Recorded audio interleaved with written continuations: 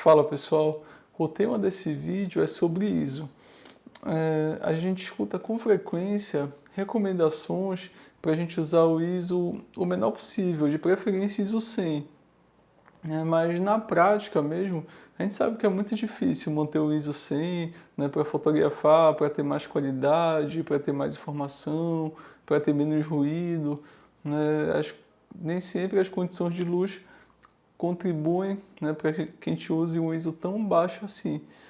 Então, a não ser que você, enfim, que você trabalhe com fotografia de estúdio o tempo todo, que tem iluminação favorável, ou então que você trabalhe com fotografia de arquitetura, que você sempre usa tripé, né, para fazer as fotos, aí fica mais fácil usar ISOs menores. Então, assim, algumas situações realmente a gente consegue usar ISO 100 o tempo todo, né, mas assim, no dia a dia em fotos de arquitetura, no dia a dia de fotos de paisagem, fotografia de rua, fotografia documental, a gente sabe que é bem complicado porque a gente não sabe como vai estar as condições de luz do local, né? Então nem sempre a gente consegue usar o ISO 100, ISO muito baixo. A partir disso, a partir dessa reflexão, eu priorizo mais uma pergunta, que é justamente qual o maior ISO da sua câmera que você considera aceitável? Então essa resposta ela é bem subjetiva, varia bastante. Por quê? Porque cada câmera tem um desempenho de ISO, né? Cada câmera tem uma variação de ISO, tem um sensor específico, tem uma quantidade de pixels específica, né? Então vai depender do modelo da sua câmera e vai depender também do seu gosto, né? Vai depender do gosto do fotógrafo. Por exemplo, uma foto pode ser que para mim esteja com muito ruído, mas para você esteja aceitável.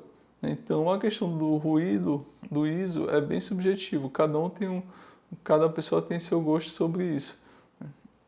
Então vamos ver alguns exemplos agora de fotos que eu fiz. Algumas aparecem muito ruído, outras não aparecem tanto, né? Vamos fazer uma análise agora. Essa foto foi feita com ISO 12800, que é considerado muito alto por várias pessoas, e eu particularmente não vi problema nenhum, né, do ruído do ISO nessa foto. Então, assim, é uma foto que tem muitas áreas escuras, né, completamente pretas, e é uma foto mais documental, uma foto que nesse caso, nesse tipo de foto, eu particularmente não vejo problemas, mesmo se aparecer um pouco de ruído, eu não vejo problema, mas o ruído dessa foto não me incomodou. Tá? A lente usada foi a 24-70 em distância focal de 24 milímetros. Já nessa foto, olha, que foi feita com ISO 2000, eu realmente senti que tem muito ruído e o ruído me incomodou. Aí vocês podem fazer uma comparação que na foto anterior estava com 12.800 e para mim o ruído não foi um incômodo, não foi um problema. E nessa foto, né, que o ISO está menor, o ISO está 2000, o ruído já me incomodou bastante. Né? Por quê? Porque nessa foto eu queria que tivesse mais informação dos papagaios, eu queria realmente ver as cores dos papagaios, ver o tom azul do céu, o tom azul do céu. Né? Então, eu queria que tivesse mais informação e mais qualidade, porque essa foto, para mim, em fotografia de natureza, em fotografia de animais, eu realmente prefiro que tenha o máximo de informação para ver os detalhes do animal, né, para ver os detalhes do céu. E eu não consegui nesse caso, né, porque o dia estava amanhecendo, estava uma situação muito complicada de luz ainda, o sol ainda não tinha nem nascido, na verdade. Então, estava uma situação complicada de luz e eu não consegui reduzir o ISO. Porque se eu reduzisse mais ainda o ISO, aí eu ia ter que reduzir o obturador, e os papagaios iam ficar borrados. Né? E no caso, o objetivo era congelar o papagaio. Né? E essa foto foi feita com a mesma câmera da foto anterior. Então, assim, não basta a gente se guiar só pelo ISO, pela numeração. A gente tem que ter em mente também o tipo de foto que a gente está fazendo. Nessa foto, ela foi feita com ISO 3600 e eu não vi problemas no ruído. Eu usei a lente 24-70 em distância focal de 35 milímetros. Então, assim, essa é uma foto documental, né, fotografia de rua, e para mim nesse tipo de foto não tem problema nenhum, nem que aparecesse ruído, não ia ter problema nenhum. E eu particularmente vendo assim, eu nem noto ruído, só se eu fosse só se eu desse um zoom bem grande eu ia perceber, né, nos tons de cinza escuro, né, ia perceber mais. Agora nessa outra foto, olha, essa foto foi feita com ISO 1600, menor que o da foto anterior, e eu achei que teve excesso de ruído nas áreas mais escuras, nos tons no cinza mais escuro. Nas áreas mais claras, o ruído até que ficou aceitável. A lente foi 80-400 em 180 milímetros. Então, novamente, essa era uma foto de natureza que eu particularmente gostaria de ampliar bastante, colocar num quadro bem grande, 80 por 120, e eu não queria que tivesse, né, essa granulação forte, né, essa granulação que está aparecendo. Então, novamente, vocês têm que refletir sobre a foto que vocês estão fazendo e tentar entender se o ISO que vocês estão usando vai contribuir ou não para o resultado final que vocês querem alcançar. E assim, gente, esses exemplos que a gente acabou de mostrar não são para confundir a cabeça de vocês. Continua valendo aquela mesma regra que quanto maior o ISO, tá, mais ruído na foto. E quanto menor o ISO, menos ruído na foto e mais informação vai ter na foto de vocês. No entanto, o ruído ele fica em evidência de acordo com o tipo da foto que vocês estão fazendo, né? Por exemplo, se for uma foto de dia, né, com tons mais claros, o ruído vai ficar menos em evidência, e se for uma foto à noite com tons mais escuros, cinzas, com tons cinzas escuros, né, então o ruído ele vai ficar mais em evidência nesse caso. E o ruído ele é considerado aceitável ou não de acordo com o gosto do fotógrafo, aquilo que acabamos de ver, né? Em fotos de rua, eu particularmente não vejo problema com ruído, né? Eu consigo ser mais flexível com isso, aumentar um pouquinho mais. Agora, em fotos de natureza, eu prefiro usar o ISO menor, para ter mais informação e mais qualidade e poder mostrar melhor os animais, as cores dos animais, enfim. Então vai depender dessas situações. E vale a pena destacar também que em algumas situações, mesmo a gente usando um ISO 100, um ISO bem baixo, a gente percebe que a foto fica com bastante ruído. Então, assim, nesses casos você tem que analisar, por exemplo, teve alguma edição forte na foto? Por exemplo, se a gente errar a fotometria da foto e deixar para clarear a foto na edição, o que vai acontecer? Aí mesmo se a gente tiver com ISO baixo, tá, vai aparecer ruído na edição porque a gente vai estar clareando a foto ou escurecendo. Tá? Então, o erro de fotometria contribui para que apareça ruído mesmo que você esteja com ISO baixo. Então, assim, não adianta você colocar um ISO 100, né, um ISO bem baixo, e errar a fotometria, por exemplo. Por isso que é importantíssimo a gente estudar, né, a gente dominar fotometrias, para contribuir para o resultado final da nossa foto, certo? E outra coisa também que pode contribuir para aumento de ruído, mesmo com ISO baixo, é o corte que você dá na foto. Imagina, se você faz a foto e acerta o enquadramento perfeito, né? Não tem que cortar, não tem que fazer nada, ok, ótimo, excelente. Agora, se você faz uma foto e resolve deixar só essa parte do meio, o que vai acontecer? Aí o ruído vai ficar mais em evidência. Porque, na verdade, em todas as nossas fotos tem ruído, né? Mesmo com ISO baixo ou ISO alto. Acontece que ele fica ou mais em evidência ou menos em evidência. Então, se você dá um corte, né, desse tamanho na foto, um corte para deixar o tamanho da foto bem pequeno, aí vai ter bastante ruído mesmo com ISO baixo. Então, é importante, né, a gente tentar ser o mais técnico possível, tentar acertar a fotometria e tentar também acertar o enquadramento quando a gente estiver fazendo o clique. A gente sabe que nem sempre é possível, né? Ok, tem situações que a gente não consegue se aproximar bastante do assunto, ou então, enfim, tem alguma limitação nesse sentido. Mas sempre que for possível, né, eu acho super interessante a gente se esforçar, tentar acertar enquadramento, né, para a gente aproveitar ao máximo os pixels da foto e ter o máximo de qualidade também no nosso arquivo final da fotografia.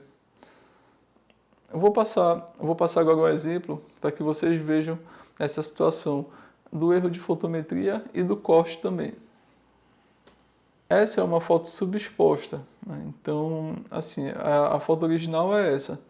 Na edição, teve uma compensação de quase 2 EVs. Aí vê que ela já ficou mais clara, né? Mas se a gente der um corte na foto, olha, o que que a gente percebe? Que o ruído fica em evidência, né? E mesmo com ISO não muito alto, de 1250, né, o ruído ficou em evidência devido ao aumento de quase 2 EV na exposição. Agora, pessoal, a gente vai passar alguns exercícios, tá? Eu sempre reforço que é muito importante vocês fazerem todos os exercícios depois das aulas para reforçar, tá? E para fixar tudo que vocês aprenderam, certo? Então vamos lá. Exercício 1. Qual o limite de ISO da sua câmera que você considera aceitável de dia? E à noite? Tire fotos do mesmo enquadramento, do ISO mínimo ao ISO máximo e descubra. Faça esse teste simulando fotos que você realmente costuma fazer, como retratos, paisagens, fotos noturnas, fotografia de rua. Então é importante vocês fazerem esse teste nessas situações, porque, como a gente viu anteriormente, dependendo do tipo de foto que vocês estiverem fazendo, vai influenciar no resultado final. Então, por exemplo, você tem interesse em fazer fotos de natureza, fotos de animais, fotos de pássaros, e você faz esse teste fotografando uma xícara na sua casa. Aí realmente não vai dar para ter muita noção, né, se o ISO ficou bom, se o ISO ficou ruim, nas condições que você usou. Então, claro, você pode testar em casa para fazer os primeiros testes, as primeiras experimentações, né, mas tenha em mente que é interessante fazer esse teste em situações realmente que vocês gostam de fotografar, né, para ter um resultado mais próximo do que vocês vão ter depois, certo? Exercício 2. Você costuma usar ISO automático?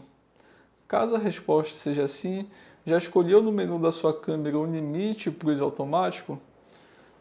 Gente, o ISO automático ele facilita muito a nossa vida, né? Ele é um recurso muito bom, eu particularmente utilizo bastante, né? Mas eu coloco o limite também no menu da minha câmera, né? Porque se ficar sem esse limite, aí a câmera vai usar o ISO que ela quiser, o ISO que ela achar correto. Pode ser o máximo 12.800 ou o mínimo 100. Então, assim, eu acho que é legal usar ISO automático, vale a pena. Por exemplo, fotografia de rua é muito legal, porque a gente escolhe o obturador e o diafragma que a gente quer e a câmera compensa a exposição no ISO. Aí a gente só aí eu acho só interessante a gente definir o máximo, né? Por exemplo, coloca lá na sua câmera ISO 800, né? Ou então ISO 1600, ou então fotografia de rua tem um pouquinho mais de flexibilidade, pelo menos para mim, então, sei lá, coloca um ISO 3200, depende da câmera que eu estiver usando também, né? Se eu tiver com a D7000 é um limite, se eu tiver com a D810 é outro limite, então vai depender da sua câmera realmente, mas é uma dica que para mim funciona super bem e vale a pena. Exercício 3. Quanto em EV a sua câmera recupera em ISO 100? Faça 6 fotos do mesmo enquadramento. A primeira foto tem que estar com fotometria ideal. Já as 5 fotos restantes com menos 1 EV em cada foto para subexpor propositalmente.